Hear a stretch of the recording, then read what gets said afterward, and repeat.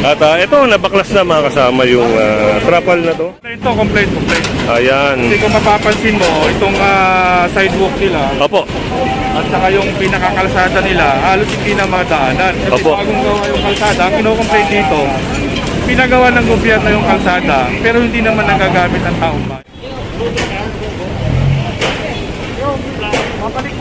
Tama, at dito naman si Kuya Goods nagbabalik para sa panibago nating vlog, no? Kaya kasama natin ang team ng SCOG sa pamumuno ni Sir Richard. At siyempre kasama natin ang task force, ang Bravo team. Ayan, tinatanggal na nila yung mga signage dito. Andito tayo sa may kahabaan ng Bonifacio Avenue, corner Tagaytay Street.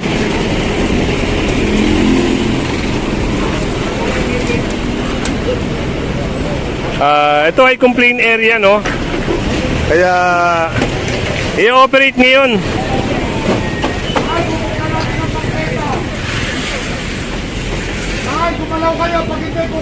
Kaya kung nakikita nyo mga kasama, yung bangketa ay nasasakop na nila.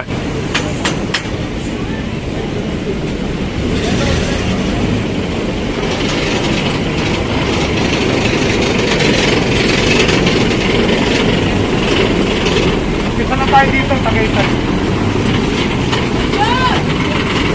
Ito ay sinabihan na, no? Binibigyan na sila ng oras para ipasok yung iba. Pero sa tansya natin, yung iba ay makukumpiska.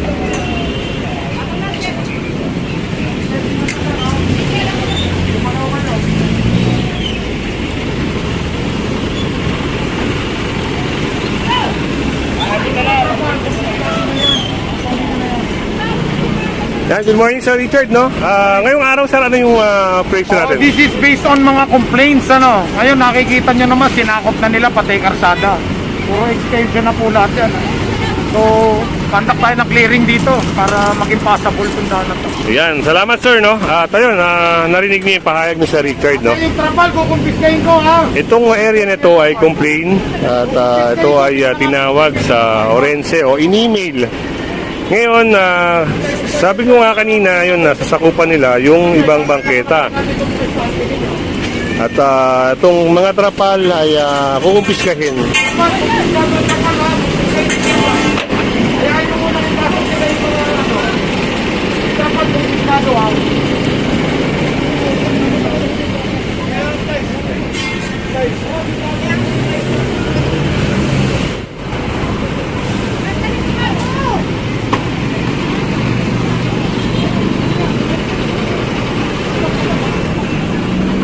Kaya kasama natin si Sir Agustin. At ito, sinisimulan na nilang baklasin.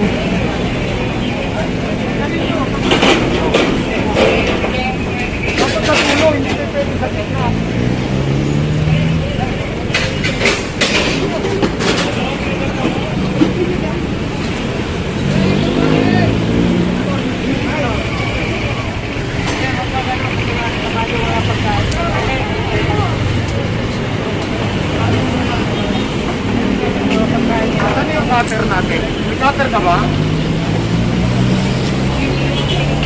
Sama rin natin ang task force, si Hepe nandun sa kabila, no?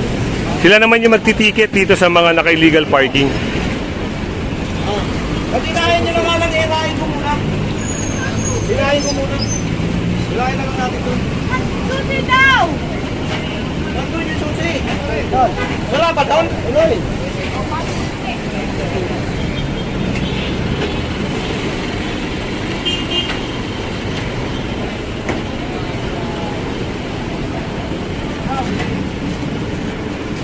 Sabi pala nito, mahaba pala. Ayun at winasak na mga kasama.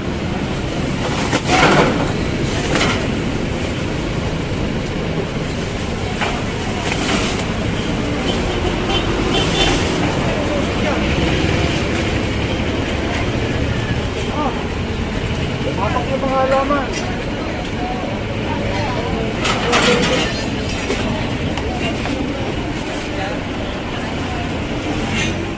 Ito, nabaklas na mga kasama yung trapal na to.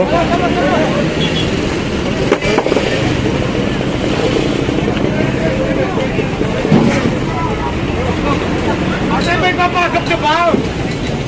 Ate! Ate, kausapin niyo kung mapapasok niyo ba ito istante? Kasi kung hindi mapipilitan, hindi kami ikarga yan. Kapag ka lang ang So, ito pa lang yung unang ino-operate, no? Kasi sa unahan pa lang, puno na yung sidewalk rito. Kaya antayin natin. Yung looban naman, maya-maya mga kasama.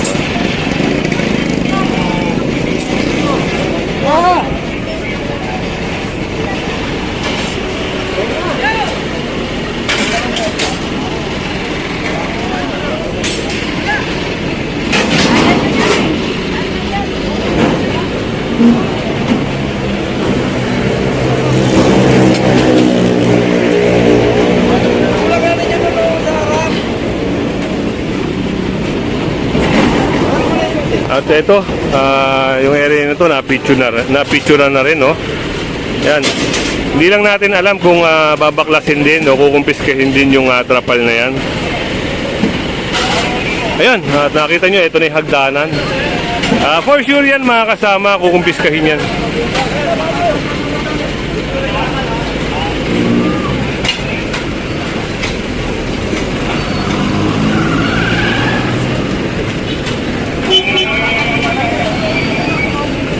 Yan, good morning Sir Joey, no? Itong operation natin ngayon, sir, based on ano to, complaint din, no? Complaint.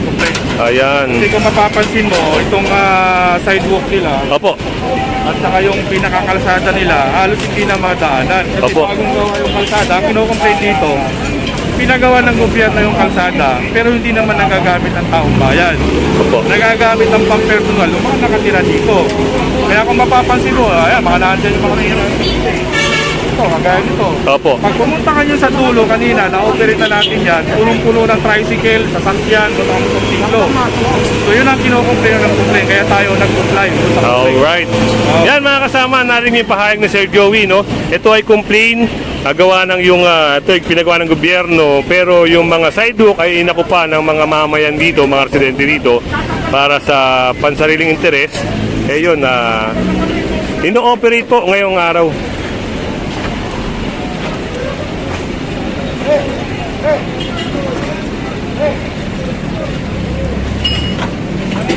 At ito mga kasama, isang motorista ang nahuli. Gawa ng wala siyang suot na helmet. Kuya, Ito, sa elemento mo. Panggaling yung tayo mo doon. Ibig sabihin, nakaalis ka, bumalik ka, wala ka talagang lisensya. Ayaw mo lang kinuha yung lisensya sa nanay mo. inabot na ate yung bag. Wala ka talagang lisensya.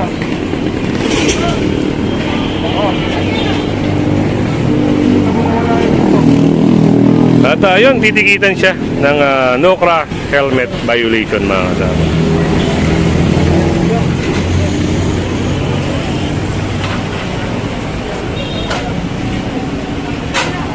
Ayun, may kasama pala tayong towing ngayong araw. Kita natin dito yung mga na-impound na, no, na to. Gawa ng siguro yung iba rito walang lisensya, yung iba rito ay walang plaka. Yan, sa kagaya ng sinabi ni sir, yung iba walang plaka. Eto, gaya nito. Mga expired na rin yung mga iba na registro ito.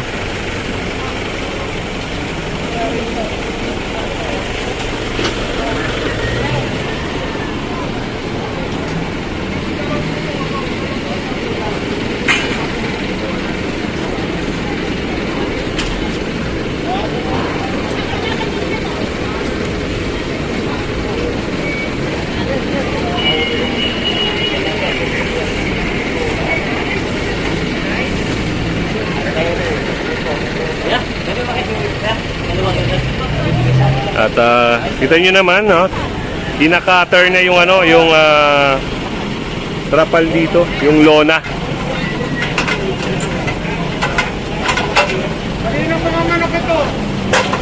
At yun, yung nasa sidewalk, itong manok ay Hindi pasok, itakarga. ayan, kung hindi papasok, ikakarga. Pasok nyo, alisin nyo yan. Titigil nyo yan. Hindi pa pwede kumain yan.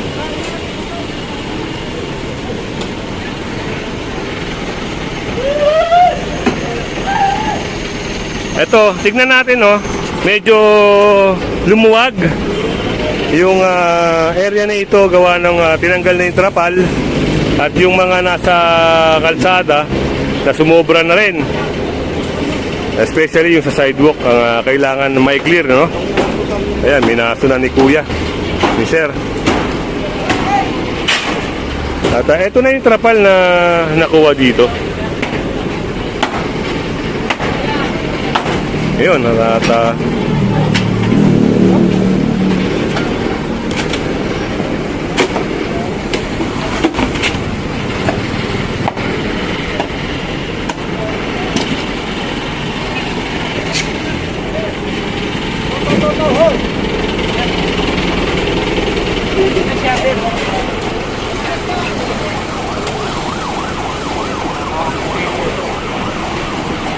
at ito parang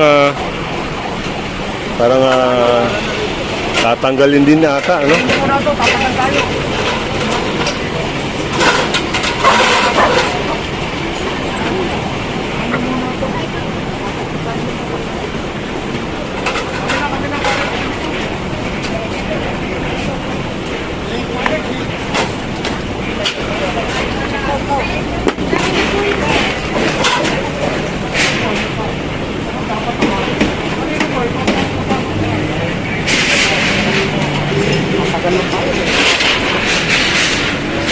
Yan pag mga ganyan sa Richard, Oo. anong mangyayari? Naman, oh. Opo. Tignan nyo ang cost nito, paano magiging walkable ito.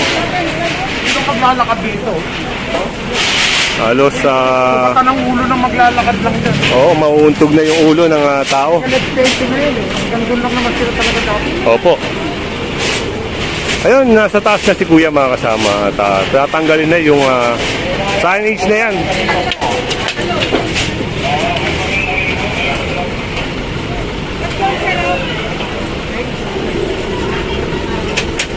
Ito ang napakadelikado rito mga kasama, yung yero na yan, oh.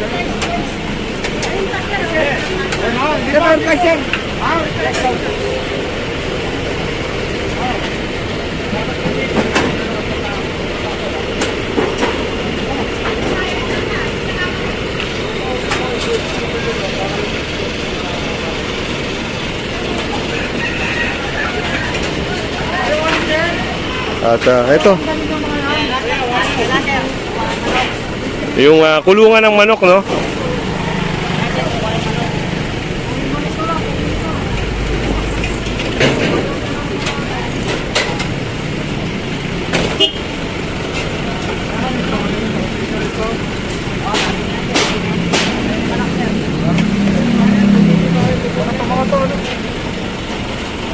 At ito, sinimulan na mga kasama yung paghahakot.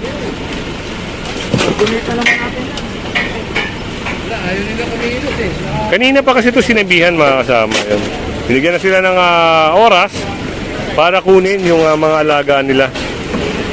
Pero yun, wala na mga pumunta para kunin yung manok. Eh si Kuya tumatakbo.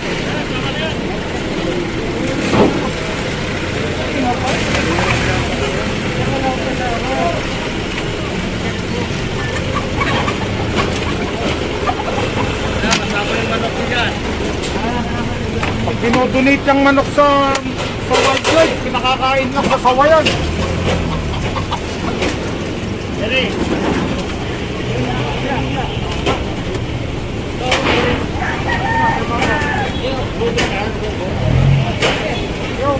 Mabalik mo lang yan, sir. At ito, sasampa na. Yan, kung hindi ka pa nakasubscribe sa ating channel, pasubscribe na lang po si Kuya Goods. At pahit na rin ang notification bell para lagi kang update sa ating mga video.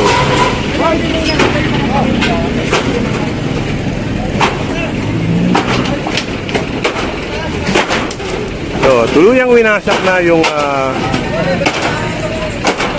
parang bubong na ito, no?